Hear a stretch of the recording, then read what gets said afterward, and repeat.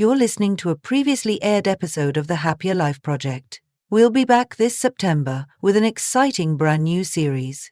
In the meantime, stay updated by following us on Instagram at MyPossibleSelf. Hello, I'm Gabby. Welcome to the Happier Life Project, brought to you by the free award-winning mental health and wellness app, My Possible Self. Today's show is exploring our relationship with drinking. Do we enjoy it as much as we think we do? Or do we more enjoy the rituals accompanied with drinking? Do we use it as a coping mechanism? Whereas maybe, could we consider a more healthier option? Amanda E. White is a licensed therapist and the creator of the popular Instagram account at Therapy for Women. She is also host of the podcast Recovered-ish and author of the brilliant book Not Drinking Tonight and its corresponding workbook. I devoured Not Drinking Tonight over 2 days. The way Amanda makes you look not just at your own relationship with alcohol, but also the way others perceive its place culturally and amongst society. It was so eye-opening. Before we go into the conversation with Amanda, I'm going to share the synopsis of the book. Choosing not to drink can be daunting.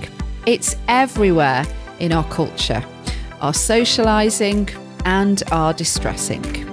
And it can seem black or white. You drink or you don't drink.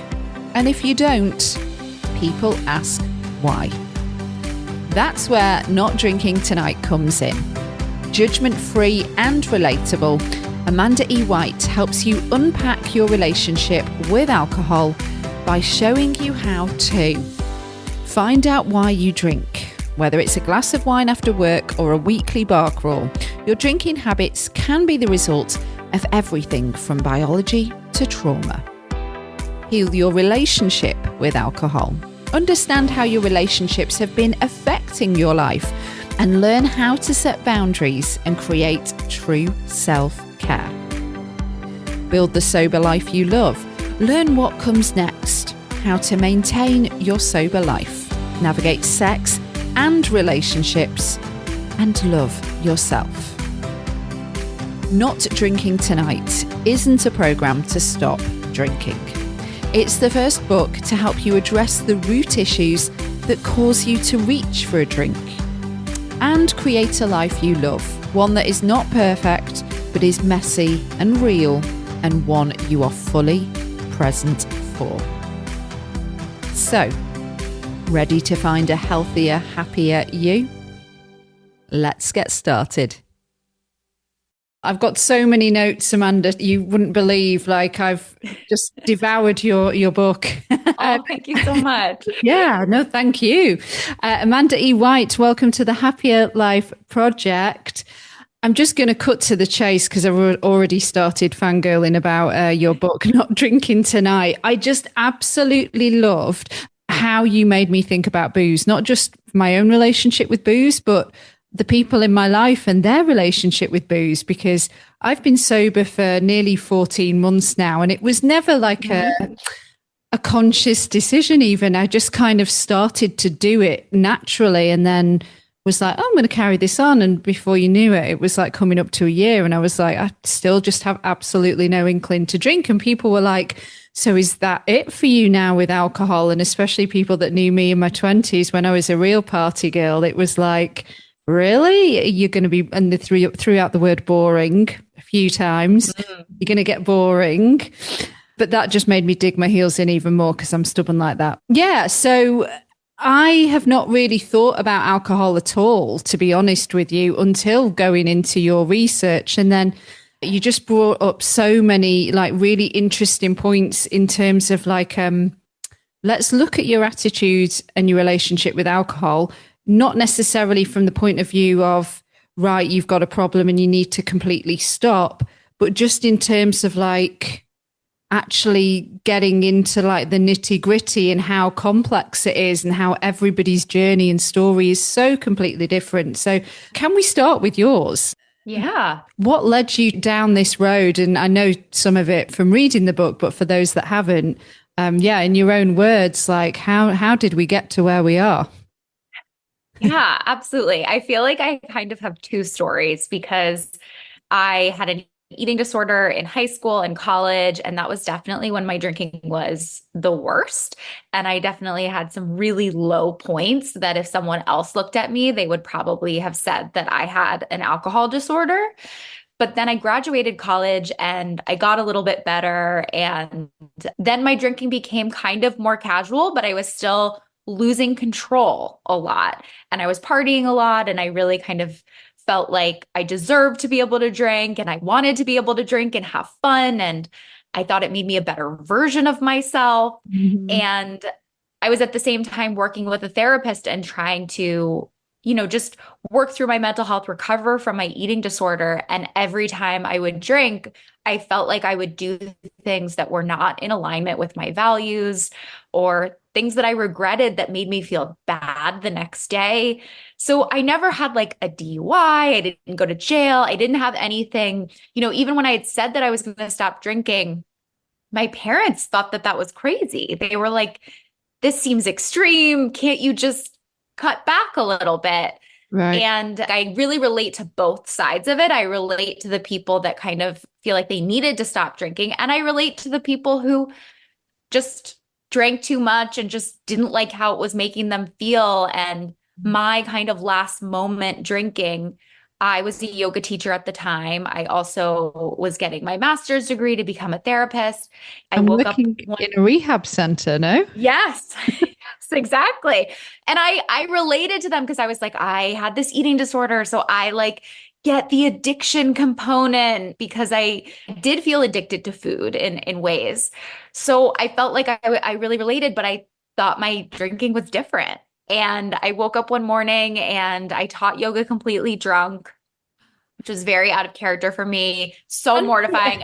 and for a yoga teacher, I mean, Yeah. I've done my 400 hours teacher training, and like, Yeah.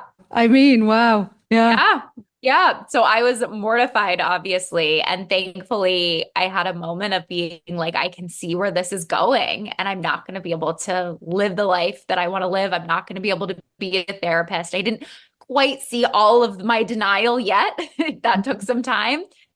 But I try to tell people too, yes, that was my rock bottom moment, but I had other times that were lower. And I think sometimes there is this very big preoccupation with your last, moment has to be your lowest or you need to hit rock bottom. Mm. And that can prevent a lot of people from making a change that will improve their lives now. Yeah, that's such a good point. And the whole like drinking in moderation or just cutting back versus cutting out. Did you think about doing that first and you tried it and maybe it wasn't working for you? And that's why you were like, I have to completely, lose the booze. Yeah, I tried a couple times. I did some like 30-day off kind of, practices where I stopped drinking for 30 days. And I tried really hard to moderate. I did all kinds of things like only drinking beer, only drinking wine, never doing shots, all kinds of different things to try to make it work. And ultimately, I didn't even know when I stopped drinking that I wouldn't go back or try to moderate in the future. I just realized that this was so hard for me to moderate. And I have no problem with people moderating. I think it's a complete individual choice. But I think sometimes what isn't talked about is it is harder to moderate for most people than to just stop drinking because it is hard to moderate an addictive substance like alcohol, regardless of how, healthy you are. And I think people don't realize, I often try to explain to when I work with clients and stuff, a lot of people say, I want to cut back. I want to not black out, but I still want to get drunk. Yeah. I still want to really lose control. Yeah. And I kind of tell them if that's your goal, moderation isn't going to be successful. We can't, once you lose the point of control, once you lose your like, the front part of your brain goes offline, it's really hard to find that balance between I want to get really drunk, but I don't want to black out or, have a bad thing happen. Yeah. Oh my God. Just listening to you like brings back a lot of like the same kind of things that happened to me where I'd be like, okay, well, if I just drink shots, then that's, it's not like drinking wine. So if I just do shots, like a shot an hour, then I can still be Yeah, drunk, because you measure better. yeah, and it's like maybe less calories, Mhm. yeah. I mean, it can be really good fun, but then, like, for me, even when I was really young and started to drink, I never escaped the hangovers. I mean, my friends used to laugh at me because, like, the next day I would wake up looking like, I don't know, the love child of like Alice Cooper and Marilyn Manson. It was not pretty. It was really not pretty. Yes. Don't miss that at all, have to say. Don't Yeah. miss that. Yeah, I'm really interested in this, like the labeling of the word alcoholic, and you touched on it already in that preventative Mhm. thing of why so many people are like, well, I could just stop. I mean, and that's even people with big problems as well. But like to a lesser degree, it's like, well, I only have a glass a night. So, and we've been told that a glass of wine a night is actually good for us, right? Mhm. Yeah, thankfully, the research has come out that has very much contradicted that. And they've said even drinking a small amount has risks of cancer, and other diseases. But yeah, that narrative was so strong for so many years that I think it is going to take some time for people to really listen and absorb that, and for that, information to trickle all the way down to doctors even that don't specialize in this. Mm. Well, just kind of on that thread as well, in terms of like doing some myth busting, the relaxation, the whole like winding down with a glass of wine at the end of the night, and maybe that does turn to two, and how it's a way of like a reward for like the end of the day. I thought it was really interesting what you said there about, is it maybe the first sip? Is it like the signal versus what you're actually putting into your body? Yeah, I think we really discount and forget that alcohol drinking is also a habit. And we get, our brains are programmed also to get relief, to release chemicals from just doing habits. That's how habits stick. So I think that yes, alcohol is a harder habit to break, and it's more than a habit. But for a lot of people, I think that it's the ritual of pouring a glass at the end of the day, or maybe making a drink, or cracking open that beer can. It's like, Yeah. it's the sounds, it's how the glass feels. It's all of these, it's like a sensory experience. And I kind of ask people the question, when do you feel the relief? Do you feel the relief after you finish the drink? Or do you feel the relief when you sit down on the couch, when the drink is made, and you take that first step or that first sip? And most people say it's that beginning part.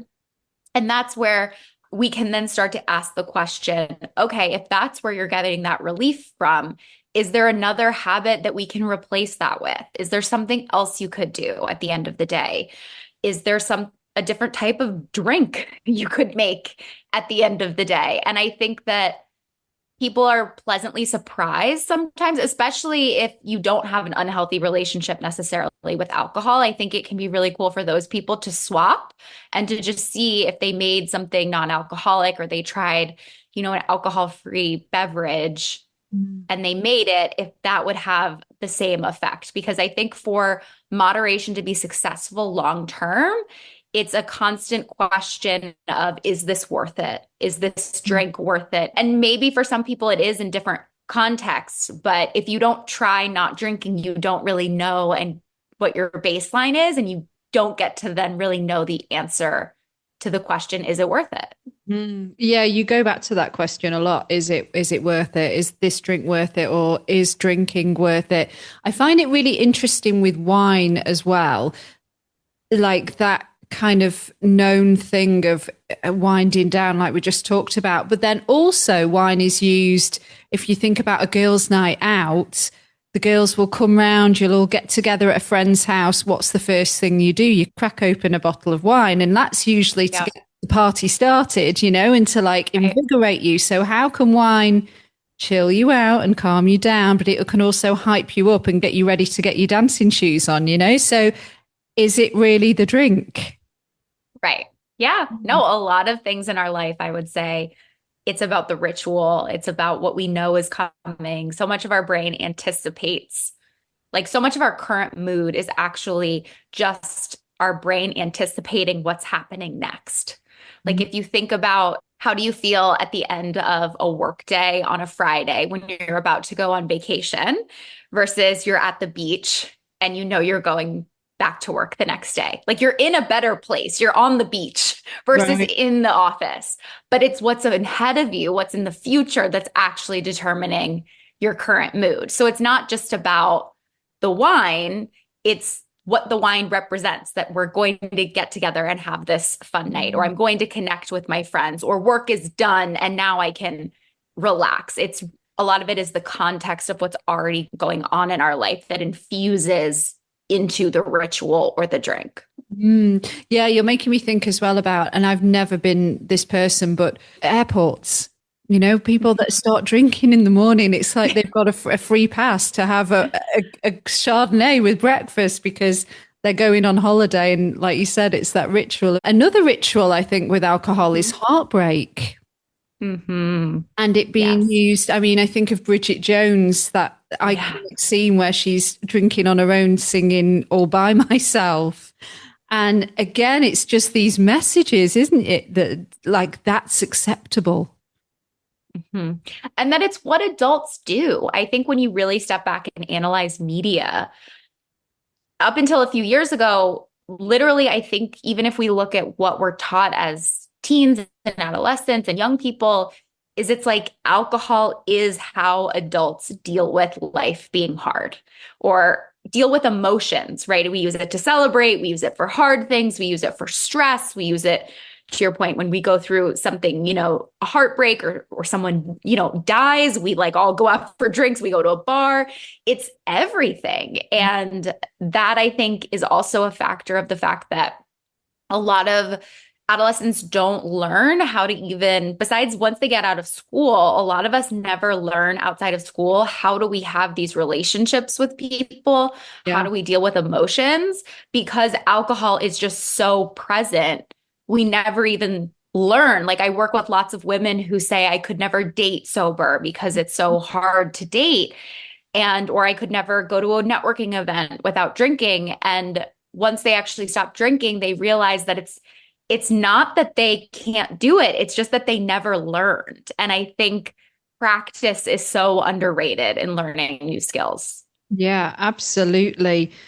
The Happier Life Project is part of the mental health and wellness app, My Possible Self. And when we're looking at mental health and alcohol, in terms of people who struggle with their mental health and might use alcohol as part of their toolkits to self-soothe, say, for example, somebody is suffering from anxiety.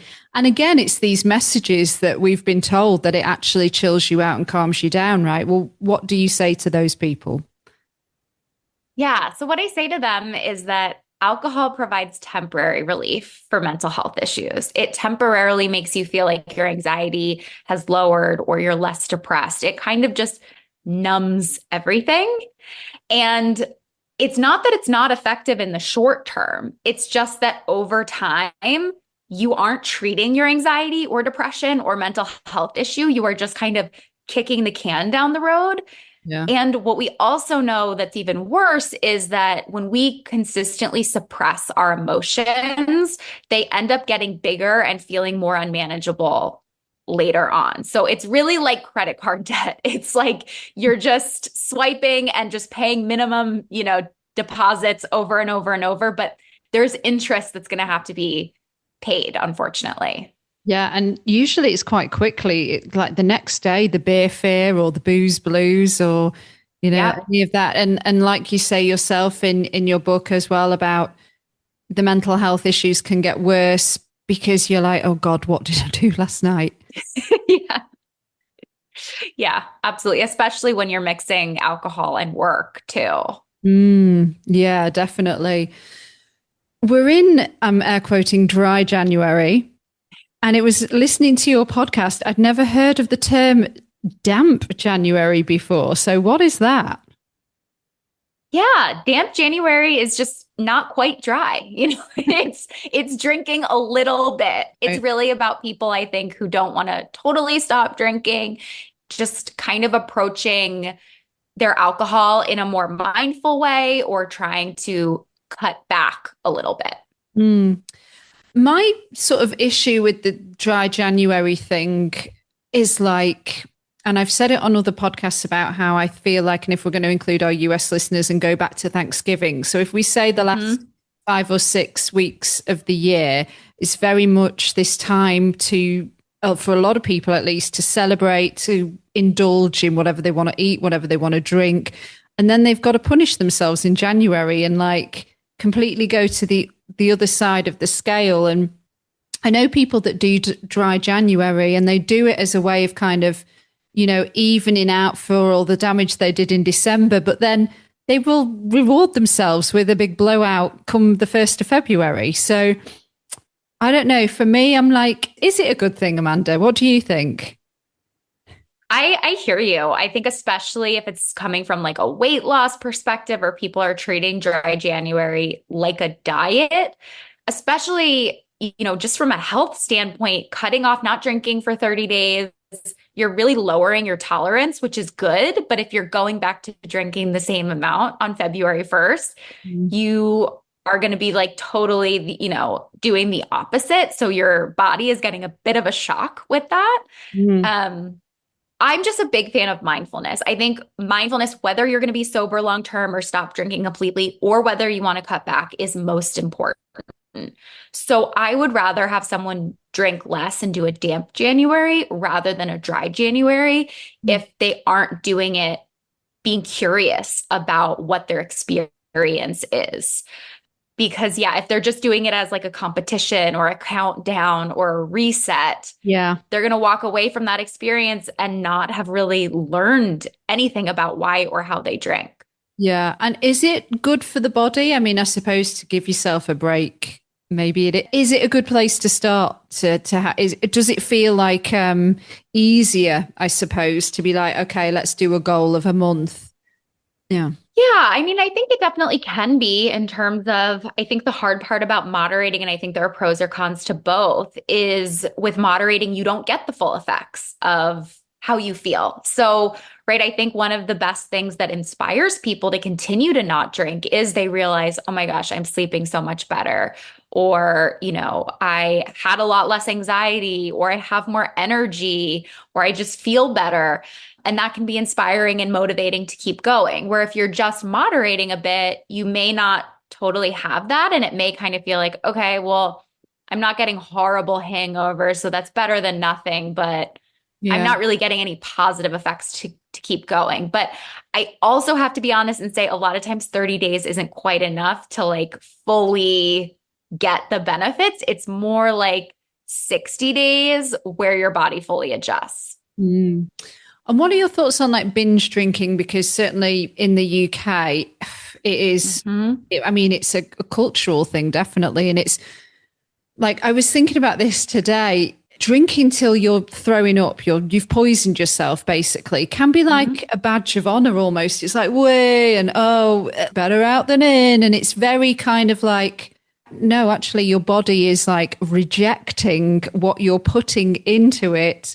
And like, if we swap drink with food and you were like stuffing yourself with food that was poisoning you to the point of throwing up, and you did that on a weekly basis, I think friends and family would intervene and be like, what are you doing? You're poisoning yourself. And yet somehow with alcohol, it's okay. It's very bizarre. It's very bizarre when you look at it. I think it's a cultural thing, like you said. And I think the United States, Australia, I think that it's definitely in different countries as well. I think that it just can cause so much chaos in someone's lives. I would say the most dangerous types of drinking are binge drinking and or drinking a significant amount daily, which would cause you to detox when you stopped drinking. Because one thing people forget about alcohol is that alcohol is actually one of the only drugs that you can die from when you stop doing it, compared to even if you look at harder drugs, you may feel like you're going to die, but it's not really a medical risk in terms of death, where it's very dangerous if you drink every day to stop drinking cold turkey, and you may need to get help or, see a doctor or go to a detox facility to help you safely stop drinking. Mm. Something else that you say in the book, and I think you might be quoting it from elsewhere, alcohol is the only drug that you have to justify not taking. Yes, Annie Grace says that, and I think it's a phenomenally true quote. Yeah, so profound. Again, going back to like mental health, and Mhm. I'm bringing this up because I know, well, so many people suffer with their mental health, and certainly a lot of our app users and listeners will be on various types of prescriptions. And something I've noticed from loved ones that I know that are on a type of Mhm. antidepressant, they still drink, they still have a tipple, even though it clearly Mhm. states do not mix alcohol with antidepressants. I mean, sertraline is prescribed a lot for like Mhm. anxiety. And, Yeah. there's a couple of family members that I know that are really still just drinking as normal. And I've been on Mhm. sertraline, and I remember the doctor saying to me, do not drink on these. Do you Mhm. see this a lot? And what do you say to that? Oh yes, I see it so much. And I think it's hard with medications and like warnings on them. I feel like at least I can speak for in America. I think some of the warnings on drugs are so, right, like thorough and long, right? Like they're pages long when you get to if you see an advertisement, there's like tons and tons of words on every possible side effect that I think sometimes it makes people just not take them seriously at all. And I think that that's definitely, yeah, I mean, I think it definitely makes those drugs less effective. It can definitely, when you start to getting into mixing things, it can make them not work as they're supposed to. It can lower your tolerance or mess with your tolerance in different ways. But yeah, I think it's just kind of a sign of our culture sometimes that drinking is so important to us, or it is such a drastic change that it's not often something someone considers doing. I think that that's starting to change. I never thought in my lifetime anyone would be like talking so much about sobriety and dry January and in culture and stuff like that. But yeah, I think that it just shows how important it is to most people. Yeah, they turn a blind eye, don't they? Yes. So, should we just cut to the chase? Is any amount of alcohol safe for your brain? Research says no, unfortunately. There's a lot of, especially if you look at how it impacts memory, how it impacts gray matter, which is like a really important part of your brain, all these different functions. They've really done a lot of new research and they found that no amount, I mean, alcohol is a poison. That's what I think we need to remember. And I think it'll be very interesting in years to come if it kind of follows in the same footsteps as how big tobacco was regulated eventually, and just the shift in culture of how common smoking was and how different it is now. This is something I really appreciated as well Hmm. in the book. And it was how you articulated and addressed when you're not drinking and your partner is, Yes. how you notice they're not quite fully there. I've noticed it amongst, friends, partners, whatever, where even after one, they think it doesn't change them. And you're smiling and nodding. And it's like, speaking to somebody who's got a glazed look on their face right now. And I'm like, are you hearing me? Absolutely. Yeah, I think it is a big challenge. It's something that happens for sure. And like you said, people are defensive. They say that they're the same. It's the same adage, I think, as people who are drunk saying like they can drive. Like fundamentally your perception of your coordination or how you're coming off, that part of your brain is not do it like is asleep. So it's not very good at noticing that. But yeah, it can definitely be a challenge. I know a lot of people who can get like frustrated or triggered, or they don't want to be around people who are drunk or drinking because of that. Mm. I've noticed, and again, it certainly culturally in the UK amongst guys, there's a lot of bravado that goes on with drinking, and it's almost like the showing off if they can handle their drink, and keep going and Mhm. going and going. And it's the outcome, the end game is not going to end in your favor, is it? Hmm. Mm. Yeah, I think it is a strange cultural thing, especially I think, yeah, with masculinity and things like that, of just this idea that you can handle, like we were saying, a poison, or you can handle doing this, like this thing that's hurting you, and that is a sign of strength or confidence. Yeah, it is very strange. Building a life you don't want to escape from, then Mhm. you say, if we do this, we wouldn't even want to drink or feel the need to drink. But where to start, Because life is tough.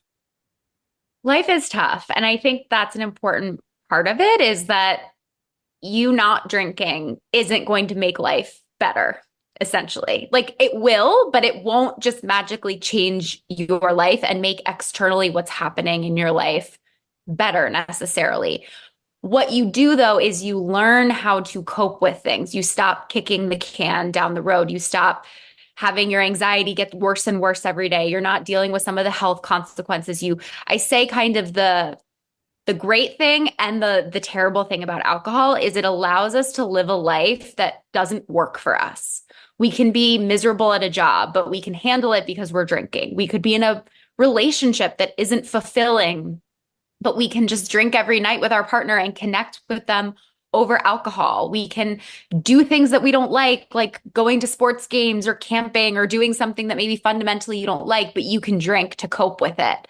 So once you stop drinking, the hard thing is you're not going to be able to do things as easily that you don't like. You will see the cracks in the foundation of where your life isn't working or where relationships aren't working, which is really scary. But you also then are given the opportunity. It's kind of like, red pill, blue pill. You're given the opportunity to start to change those things and to build a life then that you don't need to escape from. Mm. Yeah. And well, I would just piggyback off that and say that, if this is something that our listeners are maybe thinking about doing, again, going back to that question that you kept going back to, which is drinking worth it? Is this drink worth it? And thinking about what purpose is this drink serving? And once you start to think in that way, then definitely, God, it makes you sort of question all sorts. Yeah. Yeah. And I think for anyone listening, I think starting with taking a couple weeks off is a great place to start. I would do it mindfully. I mean, I think the irony is you started, in mid-January or the end of it doesn't need to be 1 month and 30 days or something. It can be a different amount of time, and just do it really mindfully. Get really curious about how it's hard, or really notice. It'll help you see, how do you use alcohol to cope with life? And once you see how you use alcohol to cope, we can then start to think about other coping skills and things we can do so that we don't have to use alcohol. Incredible stuff. Thank you so much, Amanda. I always do the same 5 questions to wrap up the episode with every guest. It's the Happier Life Project's last 5 in 5. Yeah. Are you ready? I'm ready. Okay. When and where are you at your happiest? I am at my happiest probably when I'm going for a walk with my husband and my daughter. What's your favorite thing to do that nourishes your mental health? Movement, definitely. Whether it's going for a walk, whether it's exercising, stretching, moving my body is so important for my mental health. What piece of advice do you now know that you wished somebody would have told you earlier that would have made you a happier person?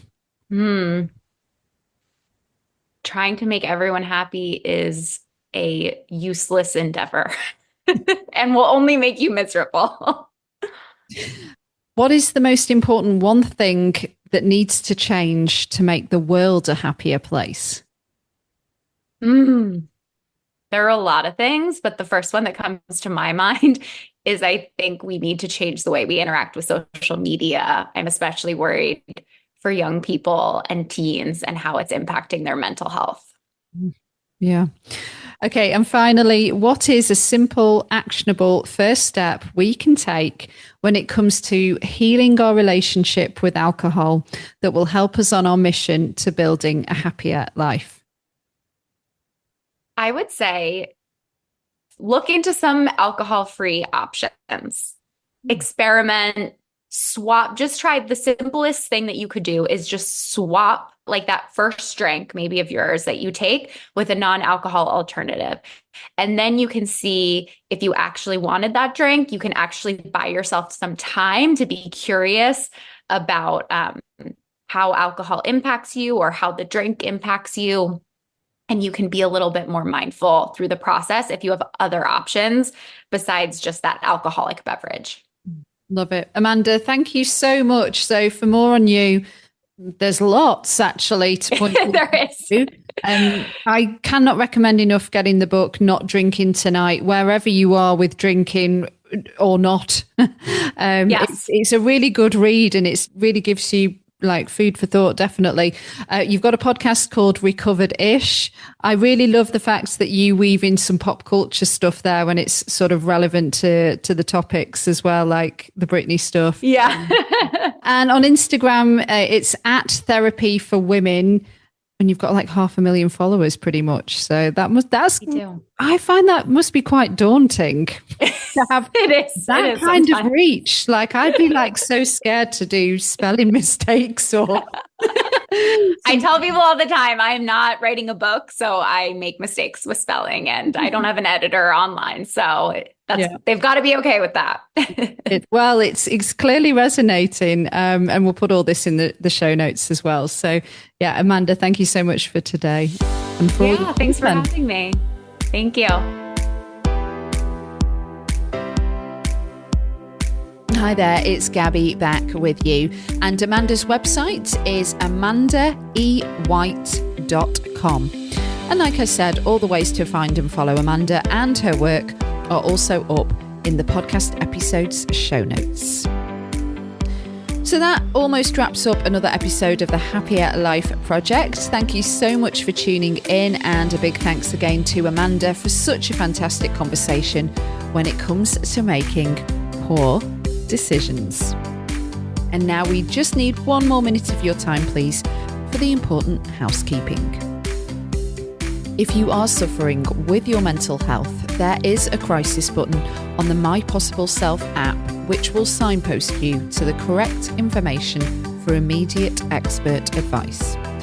Those of you who are listening on one of the podcast platforms, the My Possible Self app is completely free to download, so you don't need to worry about it costing you anything. If you are in crisis or you think you may have an emergency, please do call your doctor or the emergency services immediately. The views expressed in this podcast are solely those of the interviewer, which is me, and the interviewees. The content of this podcast is for informational and educational purposes only and should not be considered as a substitute for professional or medical advice. The Priory Healthcare are not involved in the production or content of this podcast. If you found this episode helpful, please do subscribe if you haven't done already, and leave a review if you've got the time. And to hit us up on social media and stay on top of not just all the podcast stuff, but anything new coming from the My Possible Self app, or any tips that we want to share that will aid you on your mental health journey, we are at My Possible Self. And I've been at Radio Gabby. Do take care, and I'll see you on the next one. Bye for now.